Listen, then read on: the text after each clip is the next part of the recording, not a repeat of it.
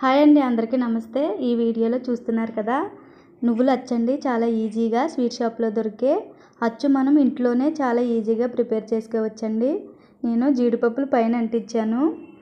వేడి మీద అంటించుకోవాలండి. కొద్దిగా అంటించిన తర్వాత చల్లారిపోయింది, ఇంకా అంటుకోలేదు జీడిపప్పు. ఇప్పుడు అది ఎలా చేయాలో మనం చూద్దామండి. చాలా ఈజీగా, టేస్ట్ అయితే చాలా బాగుంది. ఒకసారి ట్రై చేశారంటే మీరు పిల్లలకి అస్తమానం చేస్తూనే ఉంటారు. ఇప్పుడు అది ఎలా చేయాలో చూద్దాం. ముందుగా ఒక ప్యాన్ తీసుకోండి.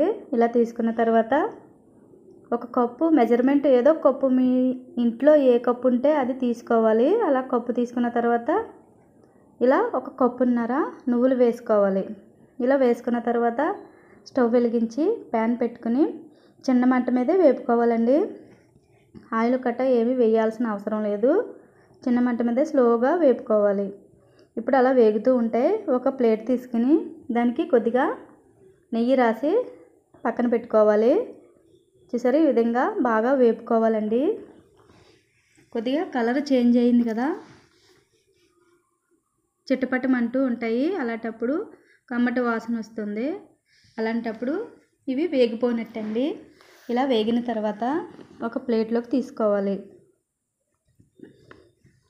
ఇప్పుడు అదే ప్యాన్లోకి స్టవ్ వెలిగించి ప్యాన్ పెట్టుకుని కప్పున్నర నువ్వులకి కప్పు బెల్లం అయితే కరెక్ట్గా సరిపోతుందండి. నాకైతే కరెక్ట్గా సరిపోయింది. చాలా బాగా వచ్చింది అచ్చు. ఇలా కప్పు బెల్లం వేసుకున్న తర్వాత బెల్లం బాగా కరిగనివ్వాలి. స్మాష్ చేస్తూ ఉండాలండి. కొంచెం గట్టిగా అనిపిస్తే ఒక స్పూను నెయ్యి వేసుకోవాలి. ఇలా వేసుకున్న తర్వాత బెల్లం కరిగేంత వరకు తిప్పుతూ ఉండాలి. ఇది ఖచ్చితంగా చిన్న మంట మీదే ఉడికించాలండి, పాకం వచ్చేంత వరకు. ఇప్పుడు చూసారా, కొద్దిగా బాగా థిక్గా అయ్యింది. బాగా కలుపుకున్న తర్వాత ఇప్పుడు ఒక గిన్నె తీసుకుని అందులో వాటర్ వేసుకుని పాకం కొద్దిగా వేసుకుని చెక్ చేసుకోవాలండి, వచ్చిందో లేదో పాకము.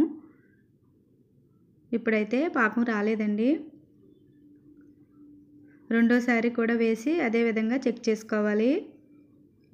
ఇప్పుడు కూడా రాలేదండి. పాకం వస్తే ఇరిగినట్టండి, ఇరిగిపోయి సౌండ్ వస్తుంది. అలాగైతే వచ్చినట్టు. ఇప్పుడు మూడోసారి చూస్తున్నాం. కొద్దిగా వేసుకొని నీటిలో వేస్తే చల్లగా అయిపోతుందండి. ఇలా వేసుకున్న తర్వాత ఇరిగితే ఇరిగిపోవాలి. అలాగైతే కరెక్ట్గా వస్తుందండి. చూసారా, కరెక్ట్గా చూడండి, అలా ఇరిగిపోవాలి పాకం.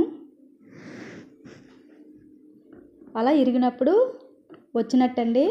ఇప్పుడు ఇందులో పావు స్పూన్ ఇలాచీ పౌడరు, వేపుకున్న నువ్వులు కూడా వేసేసి పాకంలో మొత్తం కలిసేటట్టు కలుపుకోవాలి. చాలా బాగుందండి. నేను ఫస్ట్ టైం చేస్తున్నాను, అయినా సరే చాలా బాగా వచ్చింది.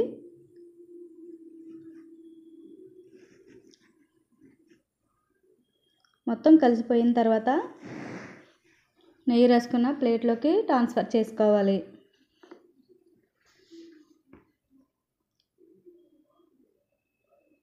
నువ్వులు వేసిన వెంటనే స్టవ్ ఆపేసుకుని కలుపుకోవాలండి, లేకపోతే గట్టిగా అయిపోతుంది.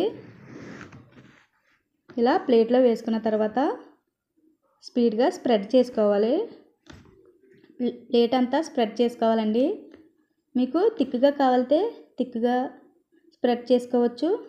బాగా పల్చగా కావాలి అనుకుంటే పల్చగాని కూడా చేసుకోవచ్చు. వీడియోలో చూపించిన విధంగా బాగా స్ప్రెడ్ చేసుకోవాలి ప్లేట్ అంతా. ఈ విధంగా ప్లేట్ అంతా స్ప్రెడ్ చేసుకున్న తర్వాత పైన మీరు జీడిపప్పు కూడా వేసుకోవచ్చండి, ఇష్టం ఉన్న వాళ్ళు.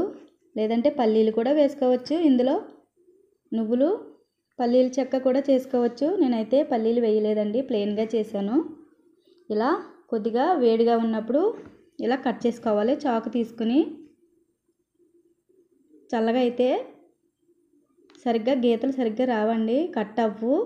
అందుకని వేడి మీద ఉన్నప్పుడే ఇలా చాకుతో కట్ చేసుకోవాలి. ఇప్పుడు నేను పైన జీడిపప్పులు అంటించానండి. వేడి మీద కొద్దిగా వేడి ఉంది. ఒక చోట అంటుకున్నా, ఒక చోట అంటుకోలేదు. ఇంకా అంటుకుంటా లేదని వదిలేసాను.